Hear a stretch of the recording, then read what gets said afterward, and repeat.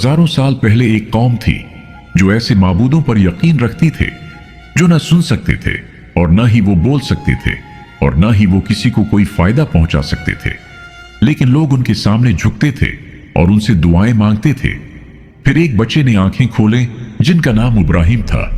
बचपन ही से उनका दिल सच्चाई को तलाश करने के लिए बेचैन था।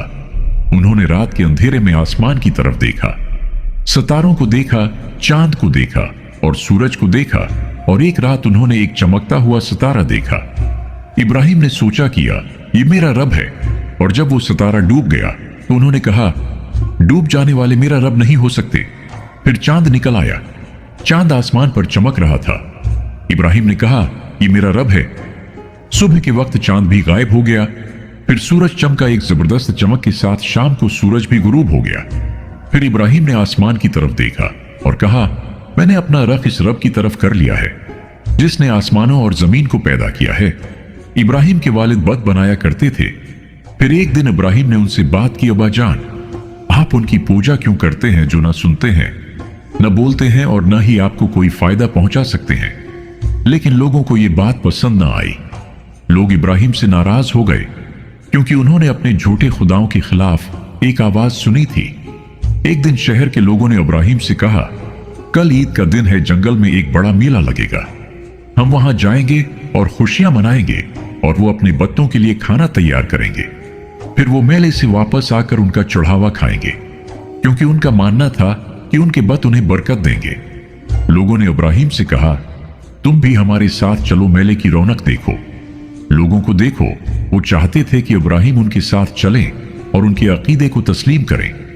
उन्होंने मजीद कहा हमारे बतों की तरफ लौट आओ, उनकी खूबसूरती और उनकी अच्छाई को देखो।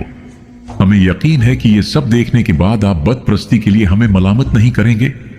लोगों की बातें सुनकर इब्राहिम ने आसमान की तरफ देखा, सितारों पर नजर दौड़ाई जैसे वो कोई नजूमी हो और आसमान के राज पढ़ रहे हों। लोग ये देखकर हैरान हुए और इब्राहिम ने कहा मैं बीमार होने वाला हूं, और लोगों ने सोचा कि शायद वो वाकई बीमार हैं। लेकिन इब्राहिम के दिल में एक और ही मंसूबा था। लोग सितारों पर यकीन रखते थे, वो सितारों को इंसानों की तरह समझते थे।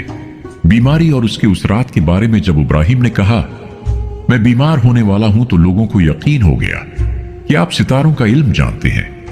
फिर उन्होंने आपकी बात मानी और वो अपने ईद के मेले की जगह की तरफ रवाना हो गए।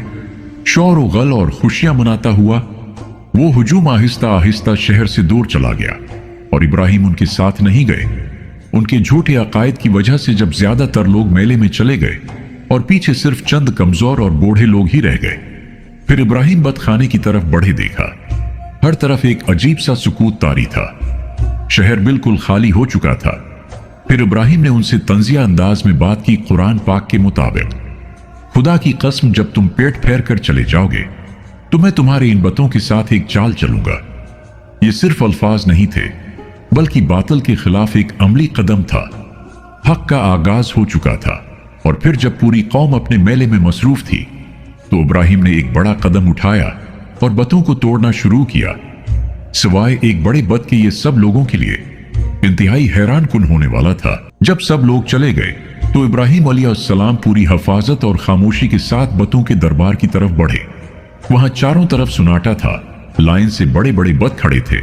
इब्राहिम अलैहिस्सलाम आगे बढ़े और उन्होंने बतों का मजाक उड़ाते हुए कहा क्या तुम खाना नहीं खाते जो तुम्हारे सामने बरकत के लिए रखा गया है। वहां बतों की तादाद बहुत ज्यादा थी।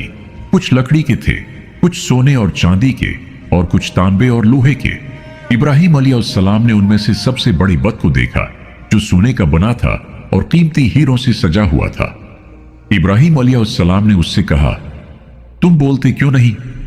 भला वो क्या जवाब देते? वो तो बेबस थे, वो ना सुन सकते थे और ना बोल सकते थे। वो किसी को ना कोई नुकसान पहुंचा सकते थे और ना कोई फायदा। फिर इब्राहिम अलैहिस्सलाम ने अपने दाएं हाथ की तरफ देखा और इन बतों के खिलाफ जंग शुरू कर दी।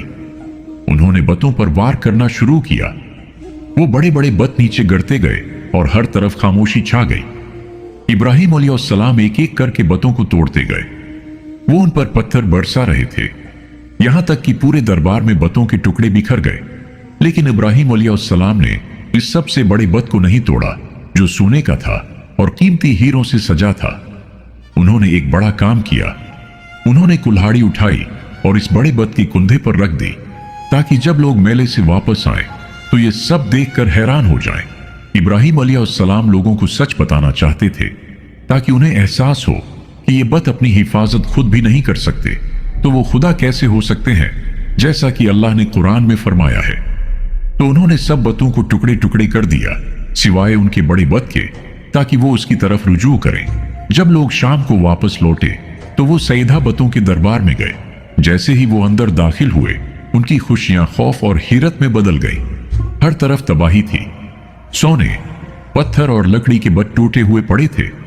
वो सब बिल्कुल खामोश थे। ये देखकर लोग चीखने लगे और कहने लगे, हमारे खुदाओं के साथ ये किसने किया है? बेशक वो कोई बहुत बड़ा जालिम है। फिर कुछ लोगों ने कहा, हमने एक जवान को उनके खिलाफ बोलते हुए सुना था, उसका नाम इब्राहिम है। शायद ये सब उसी का काम है। जब ये खबर नमरूद और उसके वजीरों तक पहुंची तो वो गुस्से से आग बबूला हो गए।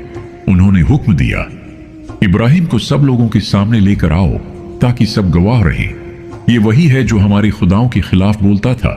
लोग सच नहीं जानना चाहते थे, लेकिन इब्राहिम अलैहिस्सलाम का तरीका बिल्कुल साफ था। जब इब्राहिम अलैहिस्सलाम को लोगों के सामने लाया गया तो चारों तरफ गुस्सा और हैरत थी। उन्होंने इब्राहिम अलैहिस्सलाम से पूछा, आओ इब्राहिम, क्या तुमने हमारे खुदाओं के साथ ये किया है?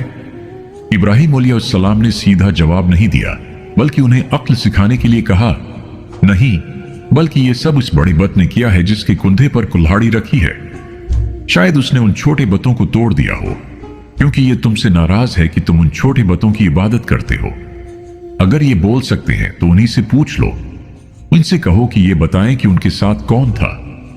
इब्राहिम अलैहिस्सलाम उन्हें समझाना चाहते थे कि जो बोल नहीं सकता, जो सुन नहीं सकता, जो खुद को नहीं बचा सकता, वो खुदा कैसे हो सकता है। लोगों ने ये बात सुनी और वो सोच में पड़ गए। उनके दिलों ने मान लिया कि इब्राहिम अलैहिस्सलाम सच कह रहे हैं।